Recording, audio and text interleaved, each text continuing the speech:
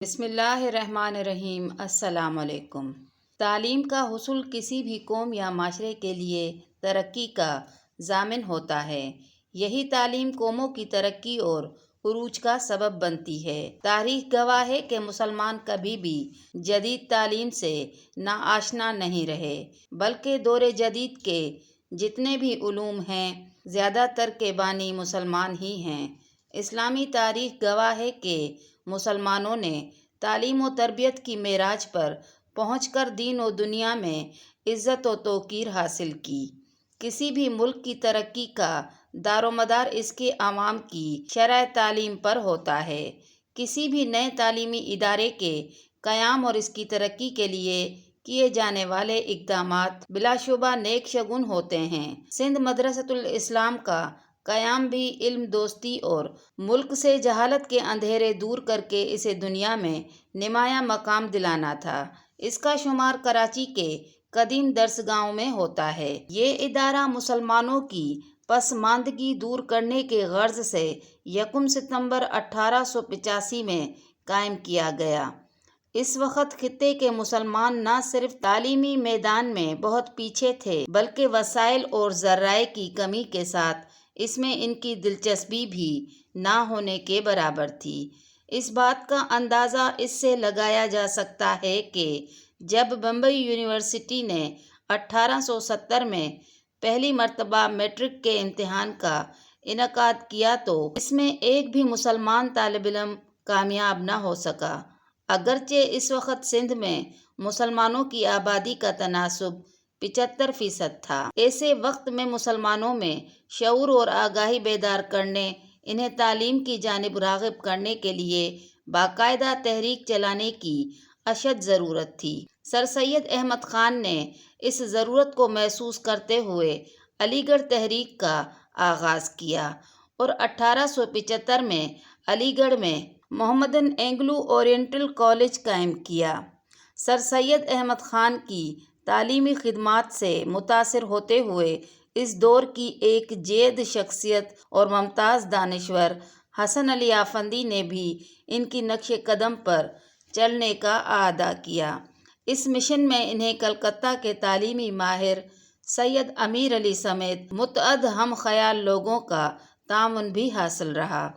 سید امیر علی نے نیشنل محمدن ایسوسی ایشنز کے نام سے ایک سماجی و رفاہی تنظیم قائم کی تھی اور سندھ میں بھی اس کی شاخ کھولنے کا فیصلہ ہوا، جس کے صدر حسن علی آفندی نامزد کیے گئے۔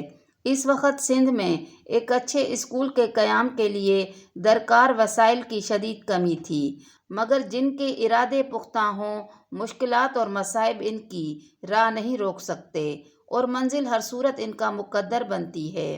تعلیمی ادارے کے قیام کے لیے فنڈز کی ضرورت تھی۔ انہوں نے چندہ لے کر وسائل کی اس کمی کو پورا کیا، لیکن ادارے کے لیے جگہ کا مسئلہ برقرار رہا۔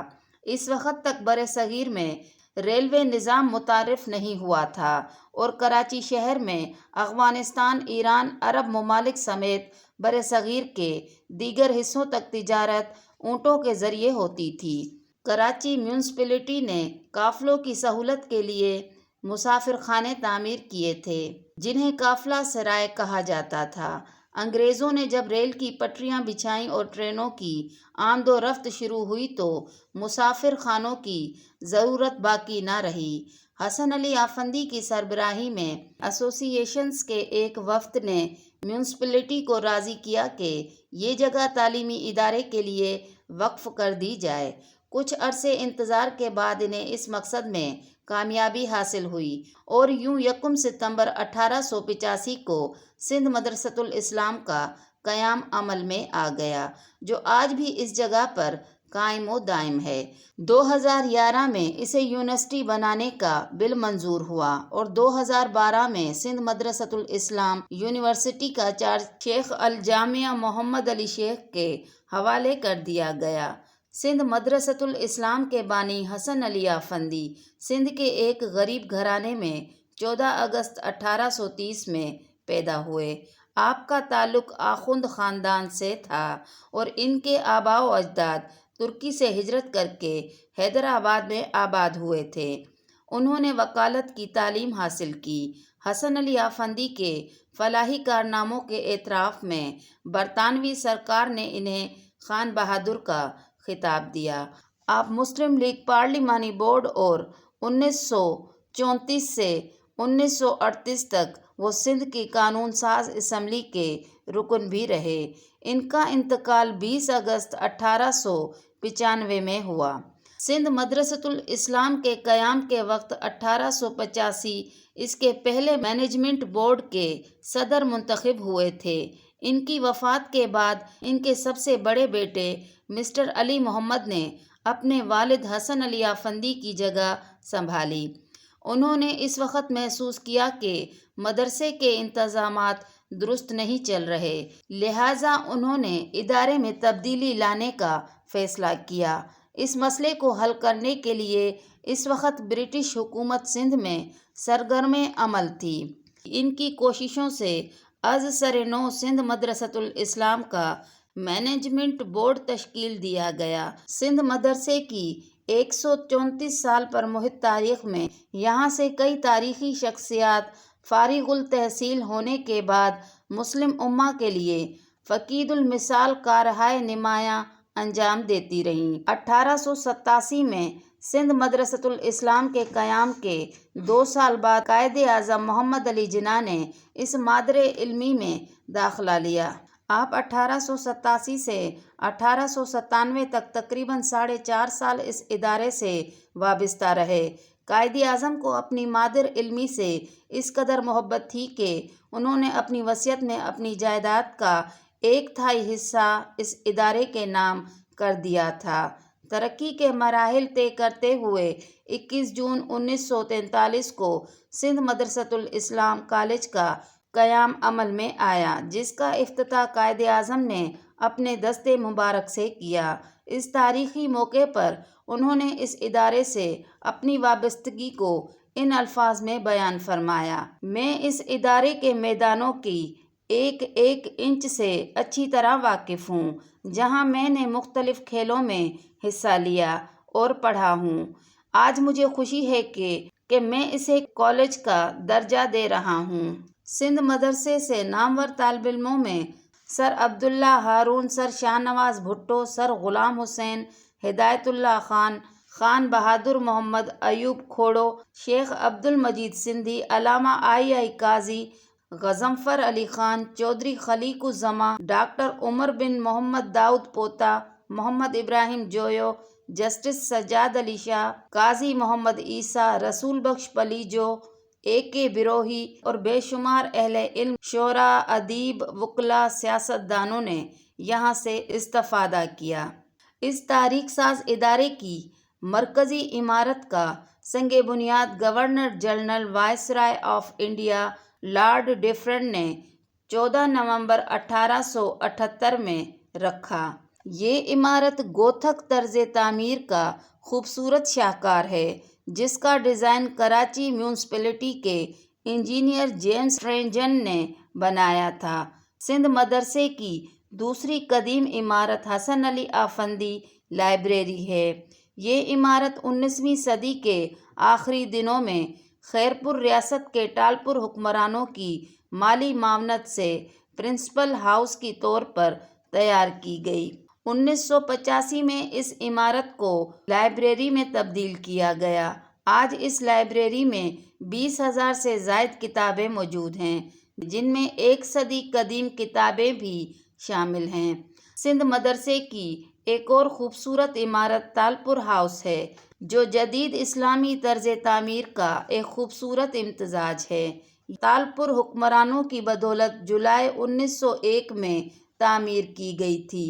ابتدا میں تالپور ہاؤس سندھ مدرسے میں تالپور حکمرانوں کے زیر تعلیم بچوں کے لیے بورڈنگ ہاؤس کے طور پر زیر استعمال تھا۔ قائد اعظم اور دیگر شخصیات جو سندھ مدرسے سے وابستہ رہے، ان کے استعمال کی اشیاء اور نوادرات کے لیے جناح میوزیم بھی ہے۔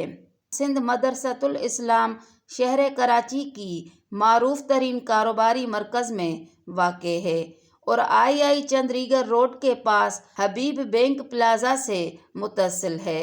साथ ही जेम्स ऑफ कॉमर्स कराची की इमारत है, जबकि गिरदो नवा में city railway station, bank of Pakistan, national bank of Pakistan, media के दफातर, साथ ही ब्रिंस गार्डन वाक़ है।